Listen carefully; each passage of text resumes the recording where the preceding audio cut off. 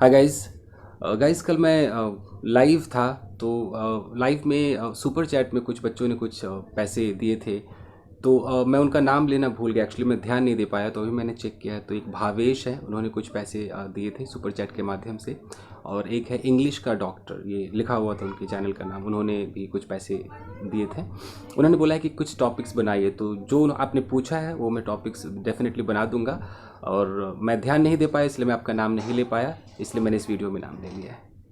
Thank you guys. किसी viewer ने बोला है कि सर टू हैव के साथ V3 का हम इस्तेमाल कैसे करते हैं। टू हैव भी चाहिए, वर्ब थर्ड फॉर्म भी लगा होना चाहिए, कहाँ पे इस्तेमाल होगा। देखिए गाइस, कुछ मैं आपको ऐसे समझाता हूँ।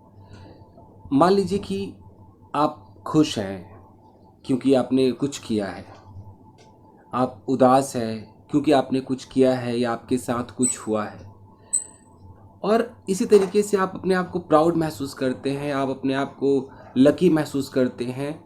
यानी कि कहीं ना कहीं कुछ हो चुका है पीछे पास्ट में, इसलिए आप अपने आप को लकी महसूस कर रहे हैं। आप खुश हैं, उदास हैं क्योंकि कहीं ना कहीं कोई घटना घट चुकी है। ओके, पास्ट में कुछ इंसिडेंट हो चुका है, आपको ऐसे सोचना होगा। तो अगर ये कंडीशन है, आप पछता रहे हैं या किसी को देखकर ऐसा लग रहा है कि यार उसने कुछ किया है, अगर ये सब है, तब आप जाकर के टू हैव के साथ V3 का इस्तेमाल करते हैं। अब ग्रामर की भाषा में नाम लेंगे तो परफेक्ट इन्फिनेटिव इसको कहा जाता है। बट चूंकि आपने टू हैव V3 पूछा है, तो मैं नाम नहीं ले रहा हूँ, बस मैं इतना बता रहा हूँ कि सिचुएशन क्या होगा। मान लीजिए कि मैंने एक लैपटॉप खरीदा। आप ये लैपटॉप देख रहे हैं, ठीक है। मैंने एक लैपटॉप खरीद लिया। मैं खुश हूँ। मैं खुश क्यों हूँ? क्योंकि मैंने एक लैपटॉप खरीदा है। तो मैं ऐसे भी तो कह सकता हूँ ना कि I am happy because I have purchased a laptop. कहने के कई तरीके हैं। तो मैं ऐसे भी कह सकता हूँ कि I am happy to have purchased a laptop. I am happy, मैं खुश हूँ, to have purchased a laptop. To have purchased means I am happy because I have purchased.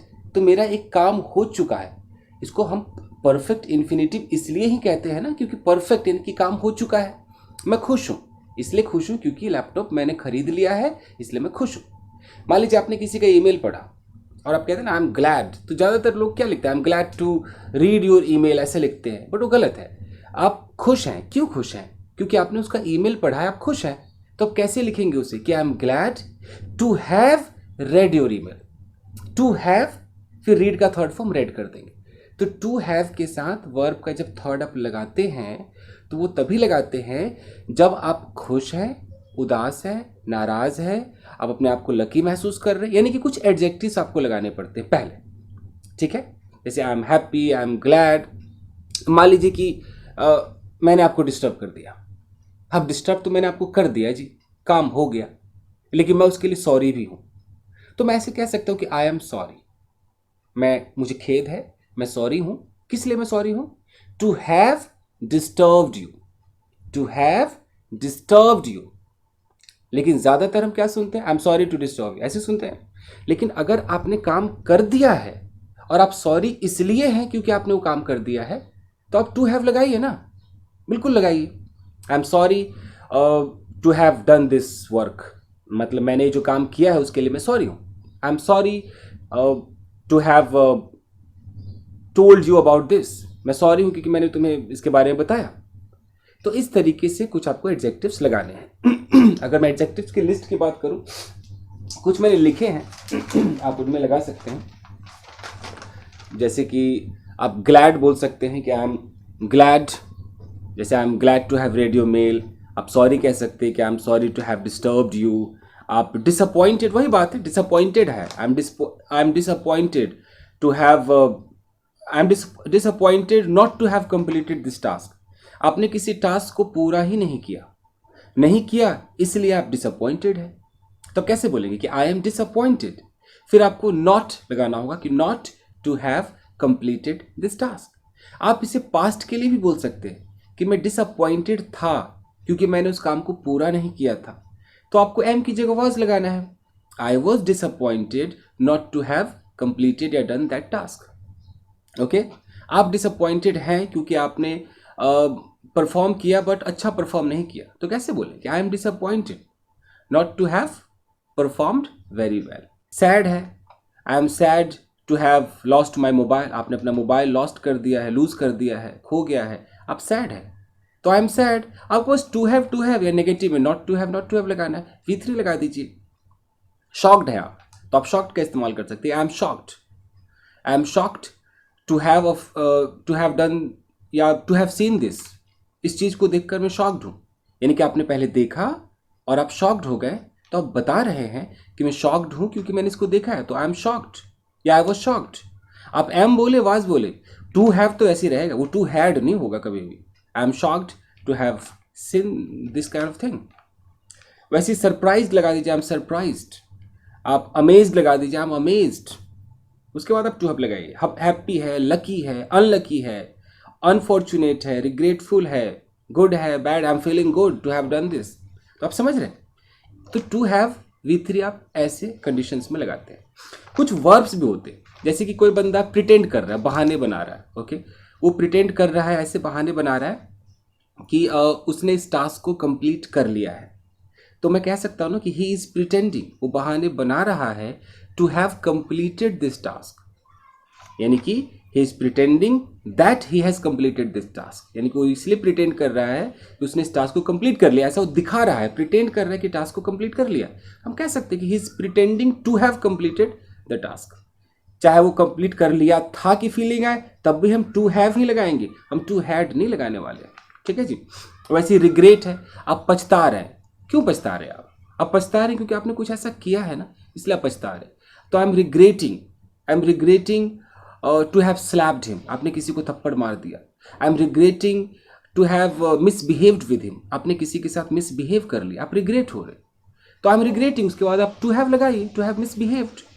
आप रिग्रेट हो रही कि आपने ये लैपटॉप क्यों खरीद लिया, I am regretting to have purchase this laptop, ऐसे आपको बोलना होता है। तो वर्ब भी आ रहा है ना, रिग्रेट एक वर्ब है।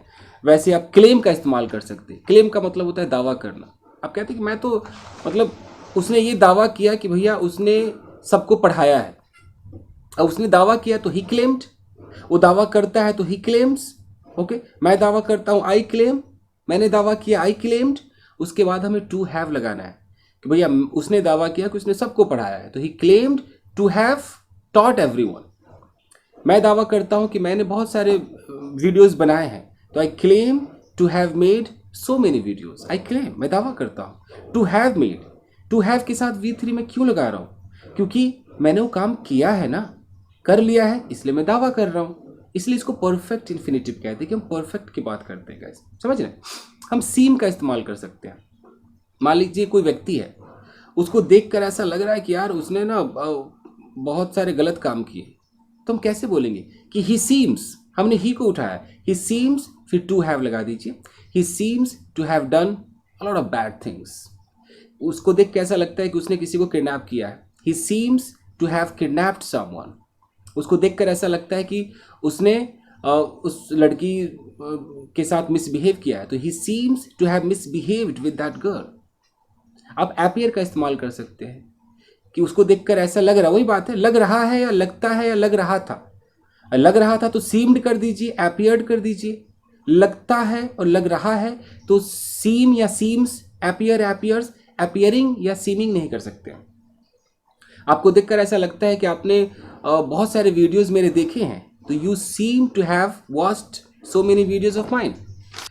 हम फ्यूचर के लिए भी कह सकते हैं, जैसे होप हम कह रहे हैं। मान लीजिए कि हमने फ्यूचर, जैसे अभी तक तो हम देख रहे हैं कि हमने काम कंप्लीट कर लिया है, कई बार ऐसा होता है कि हम ऐसे बैठे हुए और हम ऐसे होप करते हैं कि मैं होप करता हूँ कि मैं आने वाले टाइम में काम कर चुका होऊंगा, उसके लिए मैं होप कर रहा हूँ अभी। तो आप यहाँ पे इस्तेमाल कर सकते हैं कि I hope to have done this work, काम को कर चुका होऊंगा, उसकी उम्मीद में अभी कर रहा हूँ। तो फ्यूचर में भी लगा सकते हैं, बट ज़्यादा लोग नहीं लगाते हैं। मैं एक्सपेक्ट करता हूँ, मैं उम्मीद करता हूँ, तो I expect to have purchased a car within 2 months। मैं उम्मीद करता हूँ कि 2 महीने में मैं कार खरीद चुका होऊंगा। तो फ्यूचर की बात हो गई ना, तो आप होप का इस्तेमाल कर लीजिए, आप एक्सपेक्ट का इस्तेमाल कर लीजिए। हम ऐसे भी कई बार कह देते हैं कि यह है ना, इसको ऐसा कहा जाता है कि इसने ना बहुत सारे लोगों को पढ़ाया है, तो हम ऐसे भी कह सकते हैं कि he is said to have taught so many people. He is said to have taught, आपने सुना होगा। आप इसके साथ बिलीव का भी इस्तेमाल कर सकते हैं। जैसे हम कहते हैं ना कि ऐसा माना जाता है कि उसने बहुत सारे फ्लैट्स खरीदे हैं, ऐसा लोग यकीन करते हैं। तो हम कैसे बोलते हैं कि people think that, people believe that he has purchased lot of flats. हम ऐसे भी कह सकते हैं कि he is believed to have purchased lot of flats. इस तरीके से बात कर सकते हैं। तो आप ऐसे इस्तेमाल कर सकते हैं। कई बार हम ऐसे इस्तेमाल करते हैं, जैसे मान लीजिए कि आपको कोई नौकरी मिल गई, आपको कोई जॉब ऑफर हो गया, मिल गया, मतलब आपने उसको प्राप्त कर लिया। फिर कह रहे हैं कि इस नौकरी को ले लेना बहुत मुश्किल था। तो आप टू हैव से भी शुरू कर सकते हैं कि to have got this job was very tough, very difficult, you know. आपने किसी को मना लिया, परसुएड कर लिया। अब परसुएड कर तो लिया, लेकिन कह रहे हैं कि परसुएड कर तो लिया भाई, बट बहुत मुश्किल था भाई। तो टू हैव परसुएडेड हर, आप टू हैव से शुरू कर सकते हैं कि टू हैव V3 लगाइए, to have persuaded her was very difficult, it was not so easy. ऐसे करके बात कर सकते हैं। आप अगर पैसिव में जाएंगे तो टू हैव के साथ बीन लगा दीजिए, टू हैव बीन हो जाएगा। मान लीजिए बोलूँ कि मैं खुश हूँ क्योंकि मुझे सिलेक्ट कर लिया गया है, तो मैं कैसे बोलूँगा? I am happy, I am glad to have been selected. I am happy to have के साथ बीन, बी का थर्ड फॉर्म बीन है, जो कि पैसिव होगा तो आपको बीन लगाना होगा, फिर एक और थर्ड फॉर्म लगाना होगा। I am happy to have been selected, तो सिलेक्ट किए जाने के लिए मैं खुश हूँ। ओके, तो आप ऐसे इस्तेमाल कर सकते हैं। उसको देखकर ऐसा लगता है कि वो बहुत बुरी तरह पिटा है, यानी कि उसने किसी को मारा नहीं है, वो मार खाया है। तो जिसको देखकर हमें लग रहा है वो सब्जेक्ट है, वो सब्जेक्ट डूअर नहीं है, वो रिसीवर है। उसने कुछ किया नहीं है, उसके साथ कुछ हुआ है। उसको देखकर लगता है कि वो भैया पिट चुका है, तो he seems to have been beaten. Okay, उसको देखकर ऐसा लगता है कि उसे घर से निकाल दिया गया है, तो he seems to have been discarded. उसे देखकर ऐसा लगता है कि उसे नौकरी से निकाल दिया गया है, he seems to have been fired. तो हम बीन यहाँ पर लगा रहे हैं। तो बीन क्यों लगा रहे हैं? क्योंकि जो सब्जेक्ट है उसके साथ कुछ हुआ है, उसने कुछ किया नहीं है। ओके, तो आप बीन का इस्तेमाल कर सकते हैं, टू हैव बीन, और V3 आप लगा सकते हैं। ओके, जैसे कि मैं उदास हूँ क्योंकि मुझे डांटा गया है, तो मैं सब्जेक्ट हूँ ना। क्या मैं डूअर हूँ? क्या मैंने कुछ किया है या मेरे साथ कुछ हुआ है? मैंने कुछ किया नहीं है, मुझे डांट पड़ी, मेरे साथ कुछ हुआ है। तो मैं सैड हूँ क्योंकि मुझे डांटा गया है। I am sad to have been scolded. तो बस यही था जिन्होंने पूछा है कि टू हैव के साथ V3 क्या होता है। काफ़ी है, हालांकि 2-2.5 साल पहले मैंने एक परफेक्ट इन्फिनिटी पे वीडियो बनाया हुआ था, अगर आप चाहें तो देख सकते हैं। अब तक मैंने ऑलमोस्ट 1600 से ज़्यादा वीडियोस बनाए हैं, तो शायद आपको मिल नहीं पाता होगा, इतने सारे वीडियोस हैं। 1600 वीडियोस मैंने बना दिए हैं, उससे भी ज़्यादा है। तो बस यही सब कुछ, आपको बस कुछ एडजेक्टिव्स और वर्ब्स के ख्याल रखने होंगे, बस यही है गाइस। तो बस आज के लिए इतना ही, मिलते हैं अगले वीडियो में guys. Till then take care, keep practising and have fun. Thank you guys.